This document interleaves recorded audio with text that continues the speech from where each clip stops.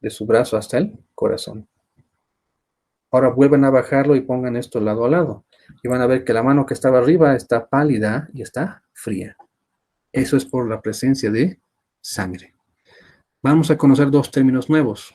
Génesis significa origen. Y lisis significa pérdida o destrucción. Entonces, termo viene de calor. Termogénesis, que genera calor. Termólisis, que pierdes calor. ¿Qué hace que la temperatura aumente? Está el metabolismo. En este momento su metabolismo de ustedes, al estar centrados frente a la computadora, su metabolismo está lento. Si se ponen a hacer ejercicio, su tasa metabólica aumenta. Aumenta la temperatura, aumenta la frecuencia cardíaca. Eso es lo que hacía, por ejemplo, la hormona tiroxina. Aumenta el metabolismo. Más metabolismo, quemas grasas rápido, bajas de peso. La actividad muscular, hago ejercicio, sube mi temperatura. La adrenalina, la noradrenalina o la estimulación simpática del corazón hace que el corazón se acelere, aumenta la presión sanguínea, sube la temperatura. Todo está relacionado. Más tiroxina, más frecuencia cardíaca, más consumo de grasas, más temperatura. Ya que estamos hablando de la glándula tiroides, podemos volver a tocar el tema. Tenemos pacientes, por ejemplo, que tienen hipotiroidismo o hipertiroidismo. En este caso, el hipertiroidismo es una mayor concentración de hormona tiroidea. Eso hace que el metabolismo sea rápido. Hace que esas personas coman siempre todo lo que quieran y nunca engorden, porque su metabolismo es rápido. Cuando el metabolismo es lento, comes un poquito y ya estás engordando. Entonces, dense cuenta de estos cambios. ¿Qué factores afectan la termólisis? Recordemos un poco lo que hemos visto en física de colegio, lo que es la conducción, convección, radiación y evaporación. Son formas en las que tú pierdes calor. ¿Qué es la conducción? La capacidad de un cuerpo de transmitir el calor de una parte a otra. ¿Qué es radiación? Un microondas, por ejemplo, calienta el líquido o la comida por radiación. ¿Qué es evaporación?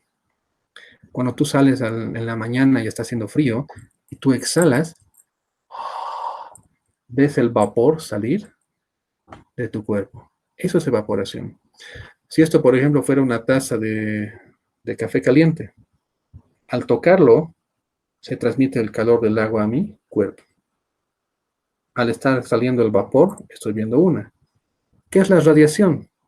Cuando algo está caliente y sin necesidad de tocarlo, puedes sentir que hay calor, porque el calor se está irradiando.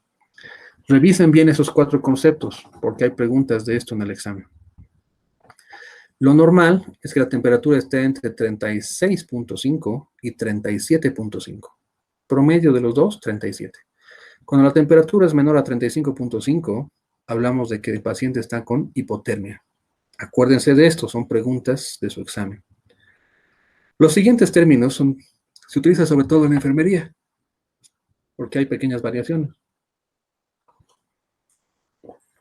Se le dice febrícula cuando su temperatura aumenta, pero no supera los 38. Aquí no sería exactamente 38, sería 37.9. Acuérdense de eso. Fiebre, cuando tienes de 38 a 39,5. Hipertermia, cuando tienes más de 40, pero menos de 41. Y hiperpirexia, cuando la temperatura es mayor a 41 grados centígrados. Esta parte es importante. Cuando tienes hiperpirexia y la temperatura corporal supera los 41 grados centígrados, literalmente tus neuronas mueren. Es como colocar un huevo en aceite caliente. Las células empiezan a hervir. Se pierde el líquido de las células y mueren. Es por eso que es importante bajar la temperatura, por ejemplo, de un niño. Cuando la temperatura llega a afectar el sistema nervioso, puedes convulsionar. Y es un peligro que puede pasar cuando hay un niño pequeño. Aprendan bien estos valores porque son preguntas de exámenes. A veces las enfermeras te hablan directamente así. Te van a decir, doctor, el paciente está febrícula. ¿Qué significa? Que está con temperatura, pero no pasa de 38. O te dice que la fiebre es moderada, cuando está entre 38 y 39. Fiebre alta, cuando es más de 39. Son términos que utilizan bastante las enfermeras, así que aprendan o recuerden estos valores y esta forma de expresión de enfermería. Hay tipos de fiebre. Igual que hemos visto representaciones gráficas de la respiración y de la frecuencia cardíaca, hay temperatura corporal que se registra. Normalmente cuando tú estás haciendo tu registro de un paciente y haces registro de la temperatura de un paciente durante el día y durante varios días, se genera una curva térmica. Vean, por ejemplo, esto. Aquí están las preguntas de su examen, las que son realmente las preguntas difíciles del tema. Tienes el término de fiebre continua. Es una oscilación diaria inferior a 1 grado, sin que llegue nunca a un valor normal. Imagínense trazando una línea. Esta línea es tu temperatura normal.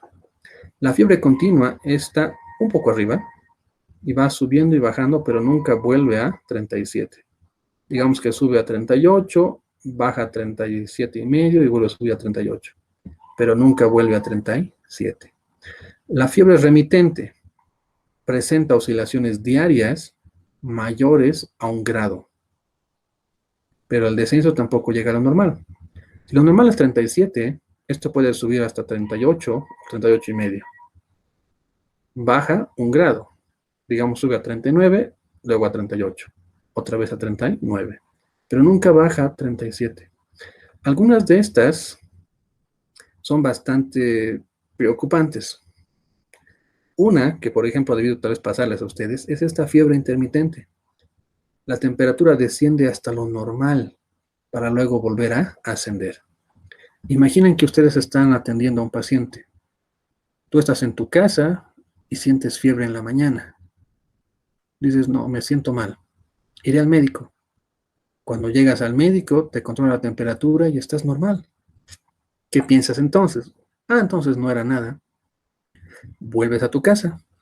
Al día siguiente, digamos a la misma hora, vuelves a sentir fiebre. Y dices, no, esto no es normal. Volveré con el médico. Vuelves con el médico y otra vez está normal. Ese es, por ejemplo, un ejemplo para que se ubiquen lo que es la fiebre intermitente. Pero para que entiendan esto, tendrían que ustedes saber un poco de bacterio o bacteriología. ¿Por qué es que hay ese pico de fiebre? Cuando una bacteria se duplica o se replica, tienes fiebre. Y esta fiebre intermitente te dice cuándo es que la bacteria se está replicando. Por ejemplo, yo tengo, por ejemplo, una bacteria. Esa bacteria tiene un ciclo de vida. Esa bacteria cada 8 horas se va a duplicar. Así que en este momento digamos que son las 8 de la mañana. Y esa bacteria se duplica. Ya son 2 bacterias. Durante esa duplicación de la bacteria, yo tuve un acceso de fiebre. Durante las siguientes 8 horas, mi cuerpo se está bajando su temperatura, se volviendo a lo normal. Pero cuando vuelven a pasar otras 8 horas, esas 2 bacterias se van a duplicar y ahora van a ser 4. Y otra vez siento otro pico de fiebre. Cuando ustedes lleven bacteria y analicen esto, van a poder saber qué bacteria es exactamente. Hay una fiebre que, por ejemplo, se llama la fiebre cuartana, que aparece cada 4 días. Es porque esa bacteria específica duplica su cantidad cada 4 días. ¿Hasta aquí me están entendiendo?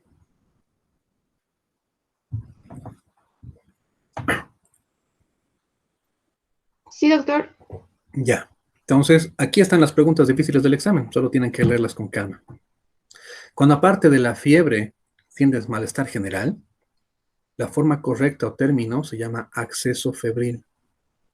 No solamente la temperatura, son los escalofríos, es el malestar general. Solamente es un término o una definición. Presión arterial. Esto sí es lo que es un poquito más complicado. Voy a tratar de mostrarles el equipo médico para que lo conozcan.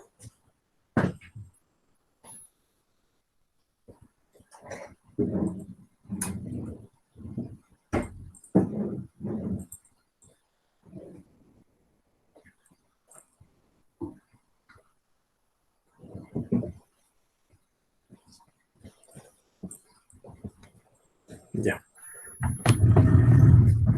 Terminaremos el tema y les voy a mostrar qué tienen que buscar en un tensiómetro antes de comprarlo. Concéntrense en la imagen. Aquí están viendo un estetoscopio. Esta es la campana. Este equipo que está aquí es un tipo de tensiómetro o esfingonanómetro. Lo normal no es que esté así. Este cinturón de color azul que se pone en el brazo tiene que estar a 2 dedos por encima del pliegue del codo. Tendría que estar más arriba. No puede colocarse sobre la ropa. Un error común. Esta campana del estetoscopio no puede estar debajo del tensiómetro. Eso es un error. Lo que hace este equipo es cuando tú lo estás inflando, lo llenas de aire y aumenta la presión.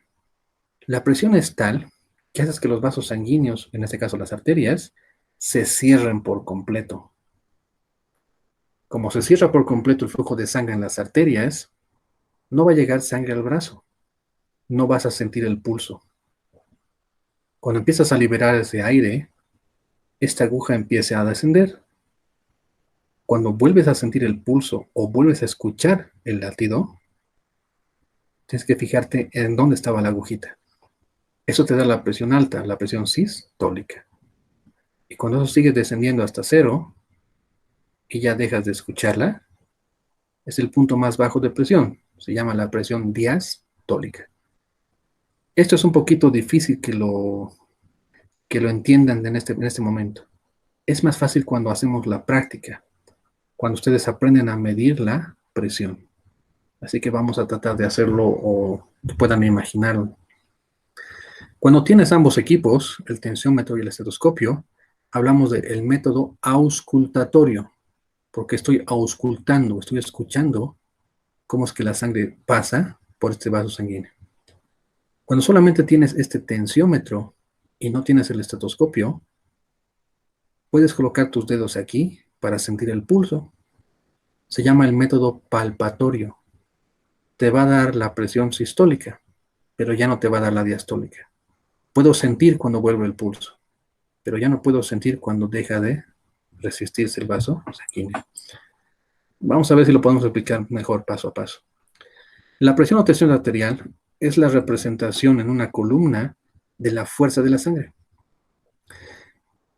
Tu corazón bombea cerca de... A ver, tu corazón normalmente late a 70 latidos por minuto.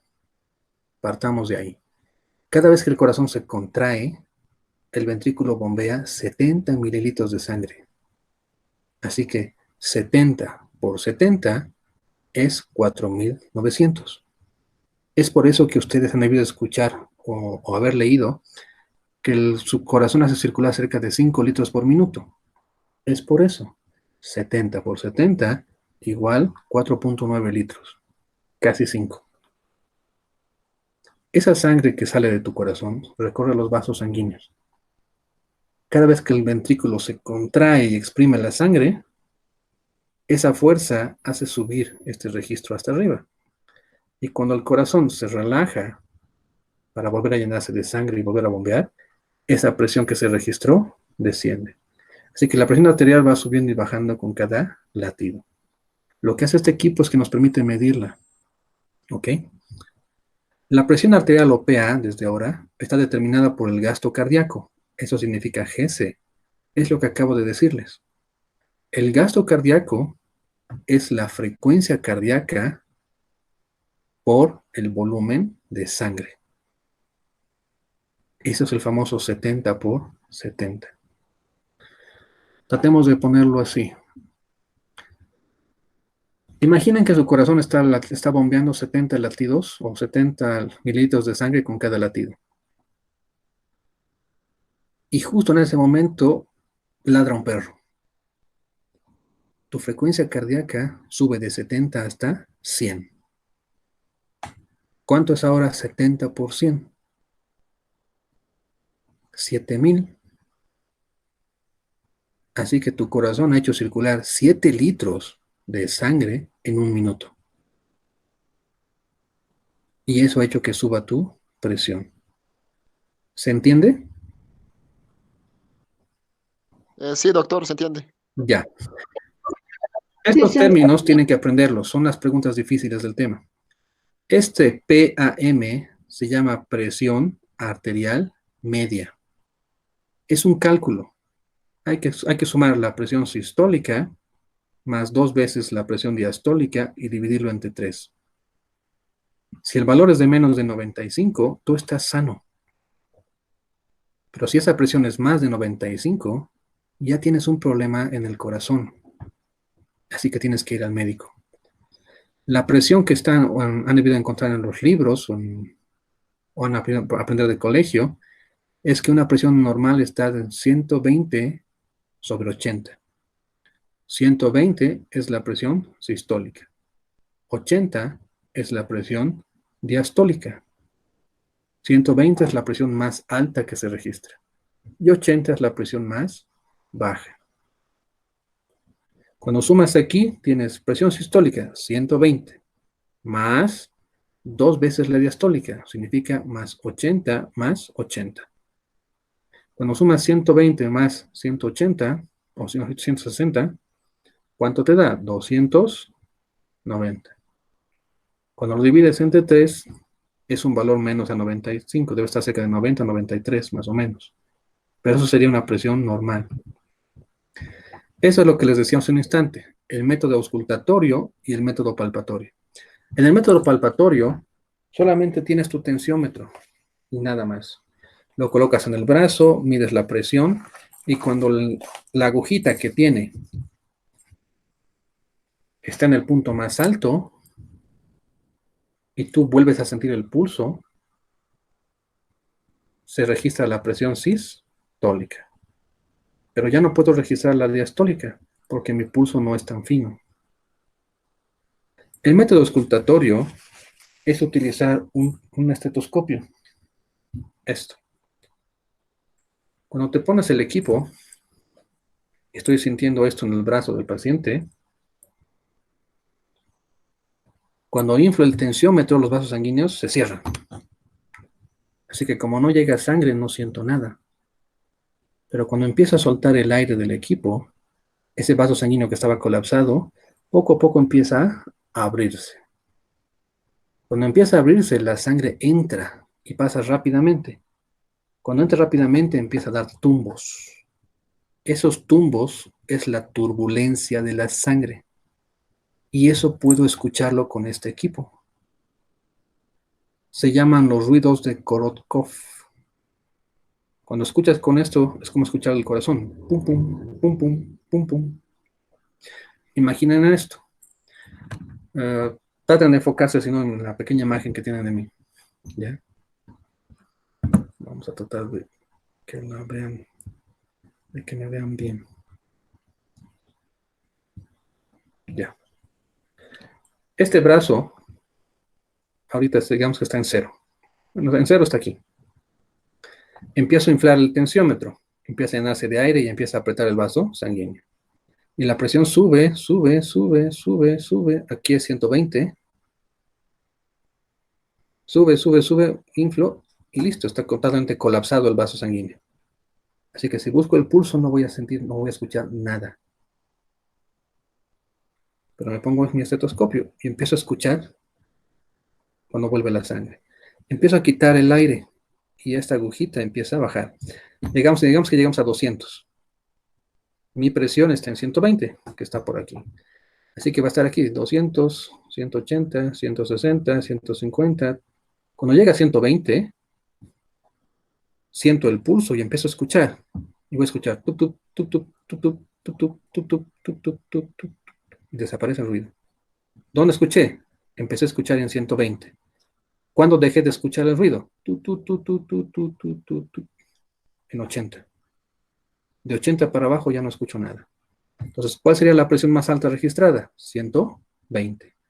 La presión más baja o diastólica, 80. Esa sería la diferencia que tenemos que tratar de escuchar. ¿Se entiende?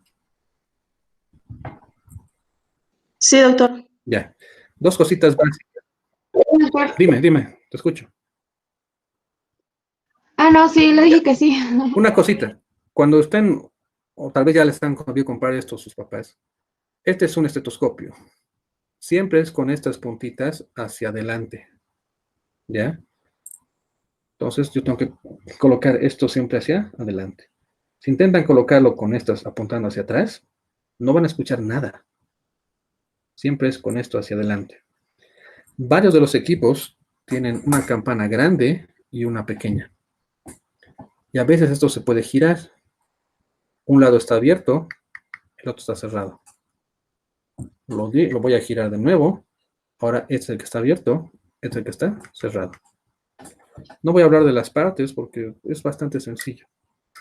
Eso es lo que quería decirles.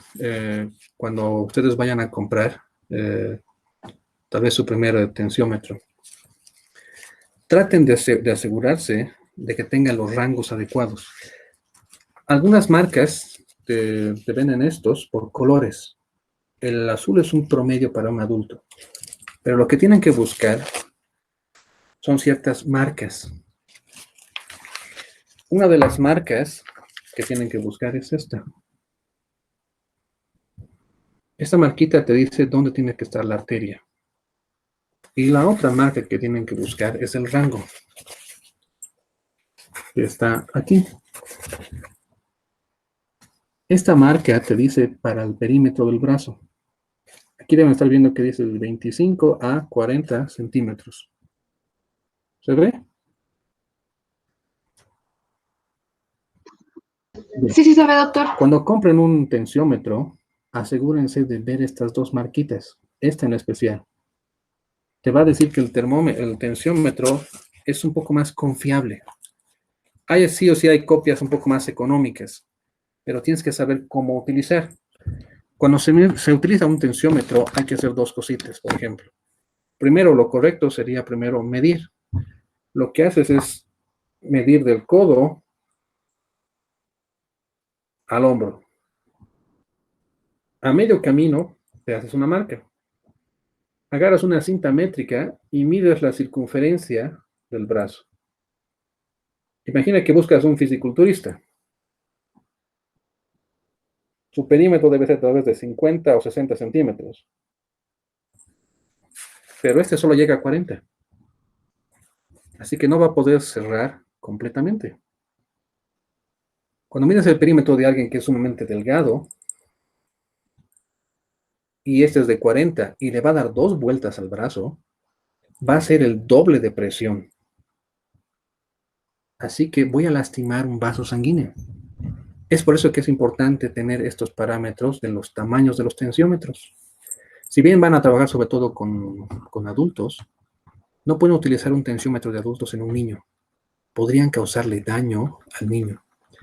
Este tipo de tensiómetros solo pueden utilizarse cuando haya dos huesos, o dicho, donde haya un solo hueso. ¿Ya? Entonces, hay puntos específicos donde se puede y no se puede controlar la presión. Si van a tener, por ejemplo, voy a tratar de mostrar la siguiente clase, un tensiómetro neonatal para un recién nacido. Tiene apenas este tamaño. Porque el bracito de un recién nacido, un neonatal puede ser así, y no puede darle más de una vuelta. Entonces, hay varios tamaños, vienen algunos incluso en varios colores. Cuando vayan a comprar, si van a dedicarse a pediatría, por ejemplo, tienen que tener por lo menos 1 o 2 tensiómetros pediátricos. Pero traten de buscar esa marquita cuando vayan a comprar un equipo. Ya. Terminemos. Entonces, esos son los dedos de Korokop, que es el método auscultatorio y palpatorio. Esto que se llama presión de pulso es la diferencia entre uno y otro. La diferencia entre la sistólica y la diastólica. Si lo normal arriba es 120 y abajo es 80, 120 menos 80 te va a dar un valor. Si ese valor está entre 30 y 40, estás normal. Se llama presión de pulso. Es lo que te permite a ti percibir el pulso en un paciente. Normalmente la presión tienen que controlarla en ambos brazos. En el brazo derecho y en el brazo izquierdo.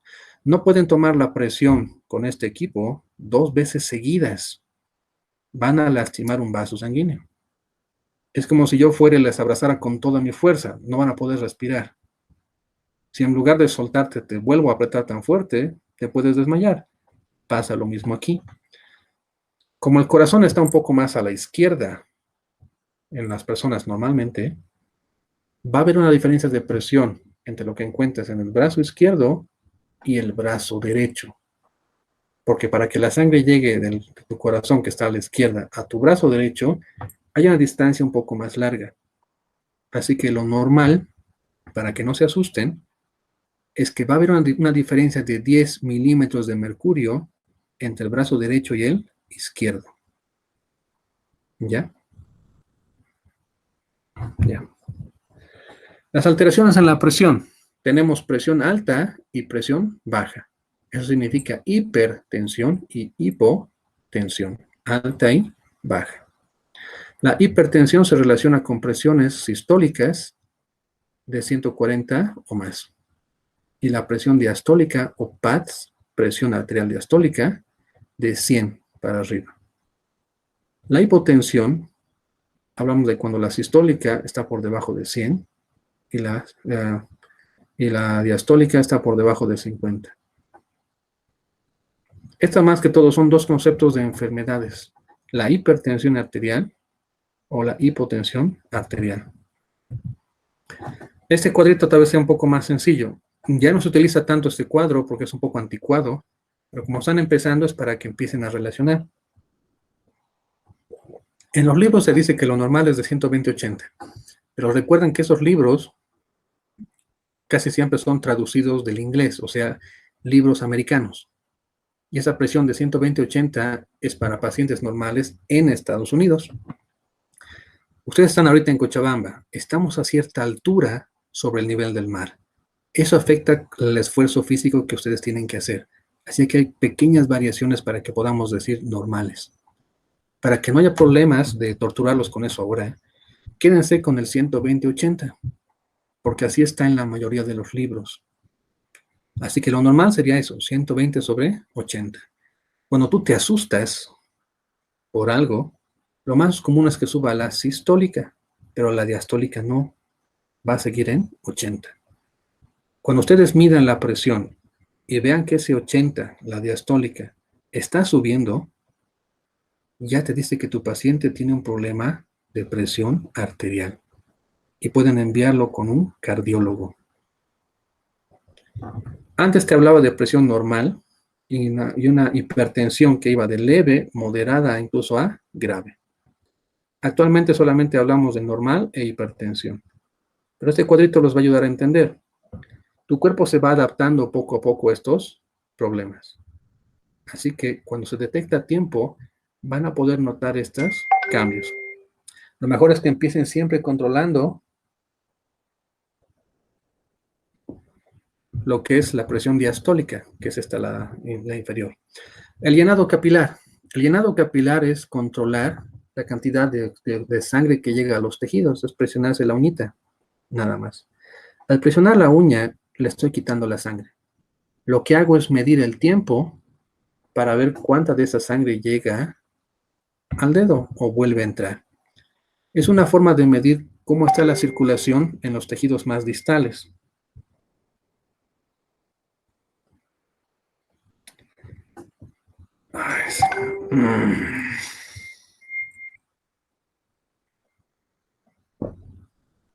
Que no me gusta. Se trata de esto. Fíjense la imagen. Presiono la uña. Pueden hacerlo esto ustedes ahora. Presionen y luego suelten. Si en 2 segundos ha vuelto a su color normal, están sanos. Si tarda más de 2 segundos, lastimosamente hay un problema. En un niño pequeño nos puede hablar de que el paciente está deshidratado. Como está deshidratado, la sangre es un poco más espesa, así que tarda un poco más en llegar. Cuando estás en shock, el problema es el corazón.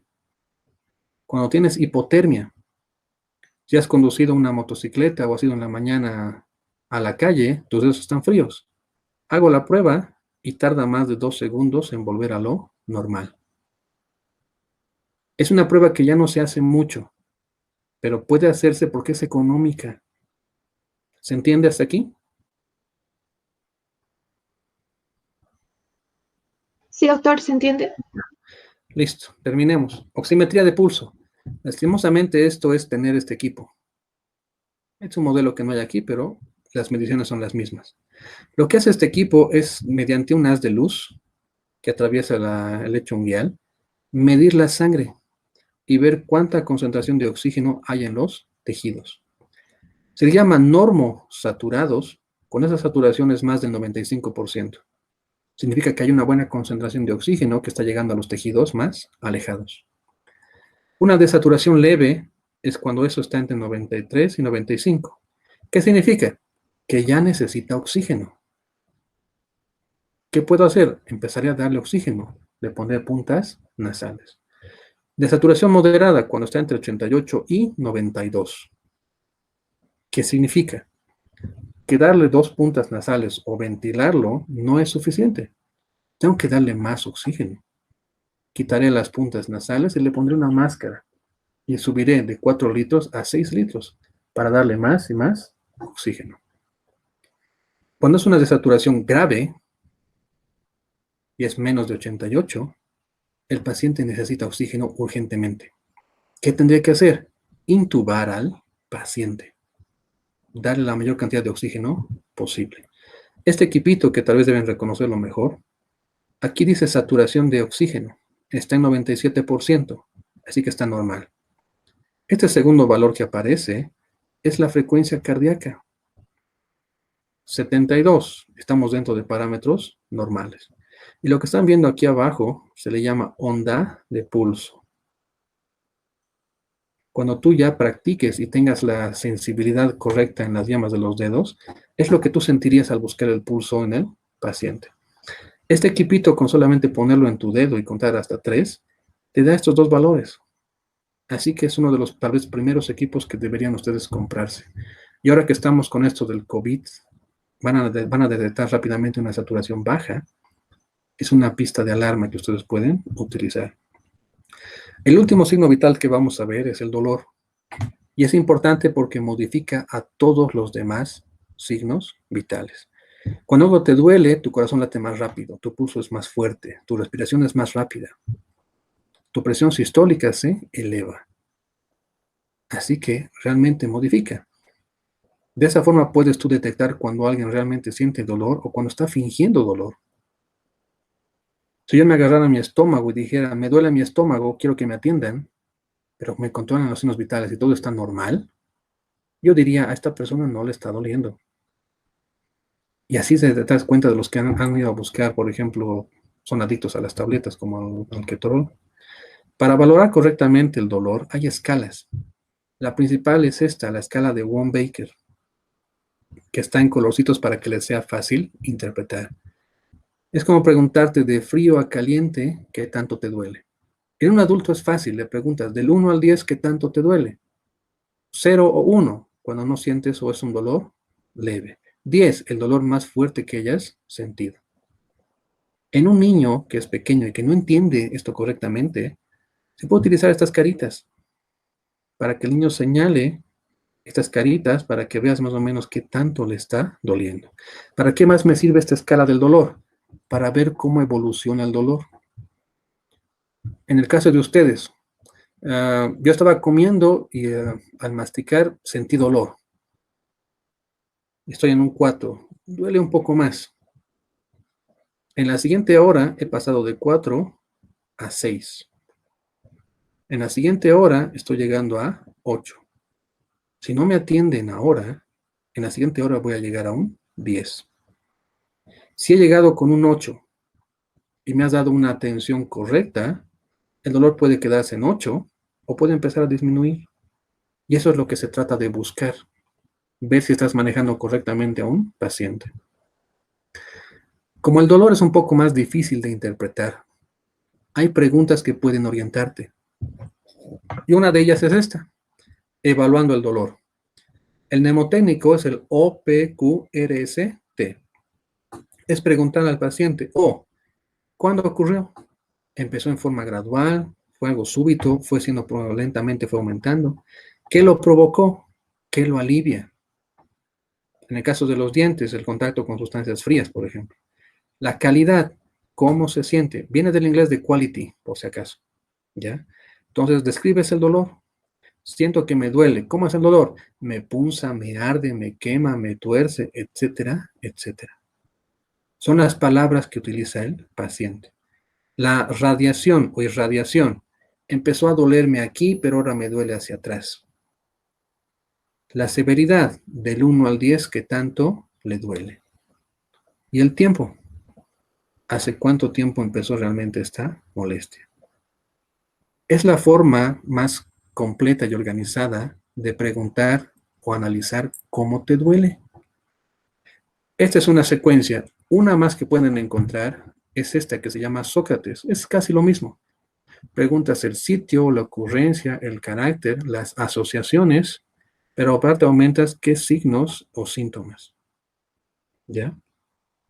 Entonces, son las preguntas para analizar cómo le duele a un paciente.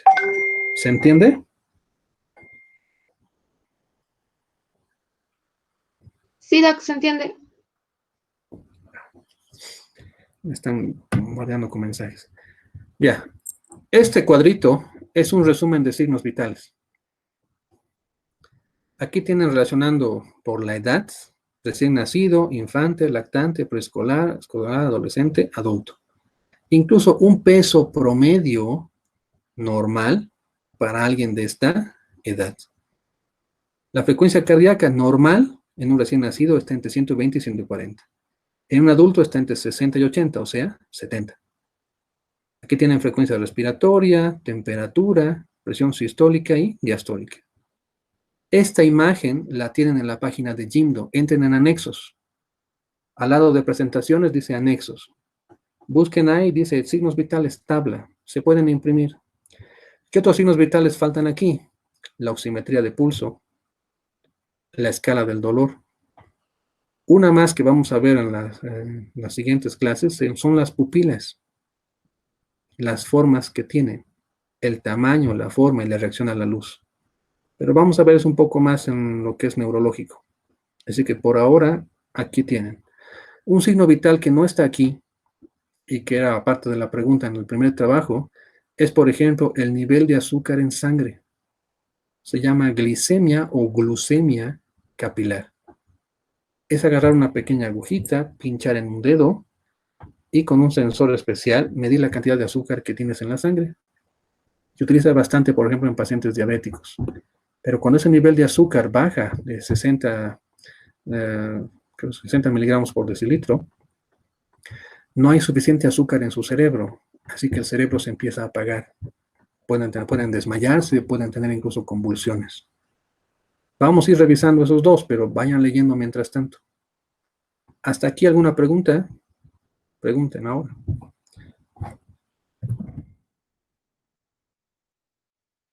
Este es el tema de signos vitales.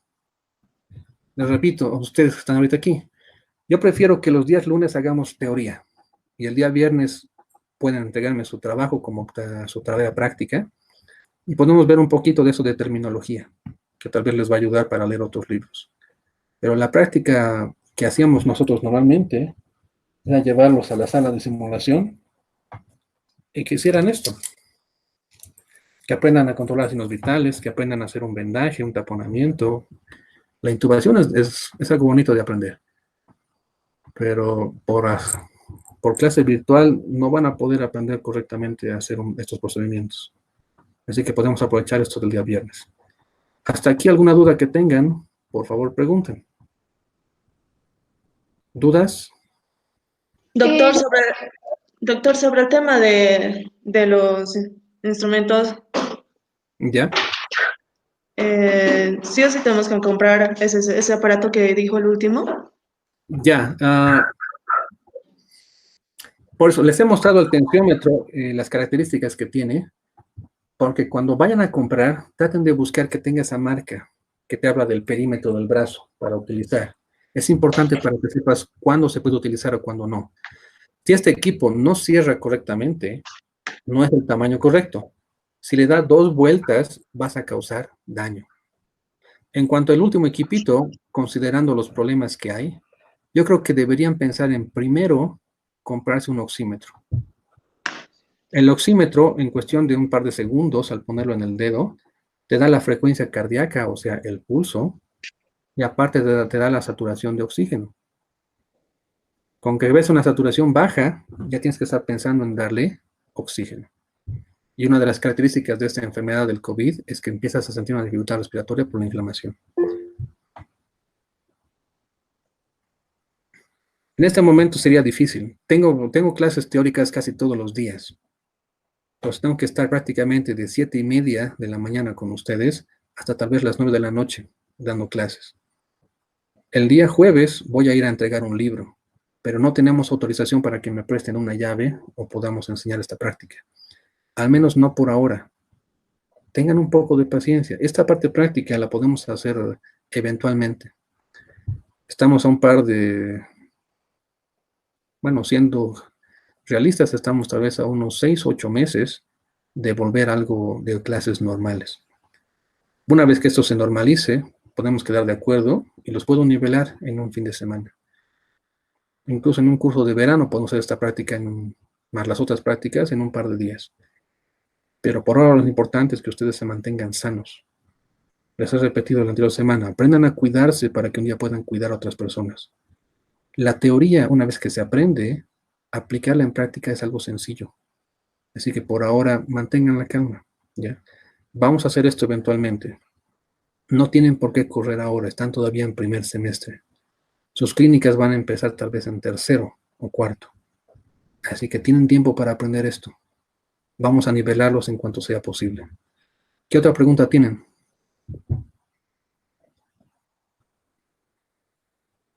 Yo tenía una pregunta, pero como que no estaba dando mi audio y todo eso lo intenté arreglar. Era sobre cuando una persona dona sangre, digamos, le quitan 1 litro, 1,5 litros máximo, pero usted dijo que cuando una persona empieza a perder sangre, el corazón empieza a convulsionar. O sea, me preguntaba si esto era bueno, aparte de malo. Ya, vamos a llevar ese tema de hemorragias en la semana 4. Pero cuando donas sangre, no donas 1,5 litros. El paquete de sangre tiene, por ejemplo, tiene unos 250 mililitros de un anticoagulante. Lo que donas realmente de sangre está cercano a unos 450 mililitros de sangre máximo. Ahora, hay reglas generales para donar sangre, por ejemplo. Las mujeres tienen que pesar más de 50 kilos, porque al perder ese pequeño porcentaje de sangre se les puede descompensar rápidamente. En mi caso peso 90 kilos. Puedo donar sangre, levantarme de la silla e ir a jugar pelota. Mi cuerpo va a compensar esa pequeña pérdida de sangre. Pero a veces, por ejemplo, si has ido a donar sangre, ni bien te levantas o te paras de la silla, ya sientes un mareo, sientes dolor de cabeza. ¿Por qué?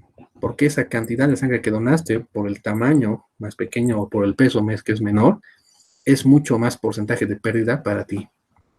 Pero nunca se ha donado 1,5 litros, eso sería suicidio, sacar esa cantidad de sangre. Tenía una amiga que se iba a quitar 0,5 litro de sangre para donar. No, imposible. Aunque haya donado 2 unidades, ha perdido menos de 1 litro. Ha debido perder tal vez unos 700 cc. Pero dudo que alguien haya realmente sacado 2 litros de sangre bajo autorización, incluso del paciente. Sería peligroso, no sería ético. Sería que como si tú, por ejemplo, de entrada me digas, te voy a sacar las 4 muelas y te voy a hacer conductos. O sea, tú tal vez me odias. ¿O quieres que me muera ahí de una sobredosis de anestésico? No sería ético. Ustedes van a ser profesionales de salud, tienen que ver qué es lo que están haciendo. Yo podría decirte que puedo operar sin anestesia, pero la verdad es que no. Ningún centro de salud, ni el banco de sangre, aceptaría sacar 2 unidades de sangre de un mismo paciente el mismo día. Eso es imposible. Ahora, si en alguna situación, digamos, caso extremo de un familiar que quieres donarle sangre y no hay donadores porque el tipo de sangre es muy raro, no aceptarían sacarle 2 unidades a una mujer. Tal vez a un varón sí. Y esa persona se quedaría en observaciones durante el resto del día. Cuando tú donas sangre, tu cuerpo recupera esa cantidad de glóbulos rojos en los siguientes 3 meses. Así que los varones podemos donar sangre cada 3 meses. ¿Por qué es diferente en las mujeres? Ellas pueden donar cada 5. Porque cuando tú donas sangre, los glóbulos rojos descienden un poco. Al siguiente mes ha empezado a recuperar un poco más. Pero en el caso de las mujeres viene la menstruación. Pierden un poco de sangre, así que esto sigue bajando. La recuperación para un valor de glóbulos rojos normal en una mujer le toma por lo menos 5 meses. La recomendación de las mujeres es donar, por ejemplo, 2 veces al año como máximo. O sea, cada 6 meses para estar seguros. En los varones son cada 3 meses. Puedes ir a donar, siempre y cuando estés sano. Vamos a analizar un poco más esto de la pérdida de sangre y cómo va afectando los signos vitales. Por ahora, aprendan a hacer esta tablita al final, que está en anexos. Búsquenla, descárguenla y empiecen a memorizarla, porque ahí están las preguntas del examen.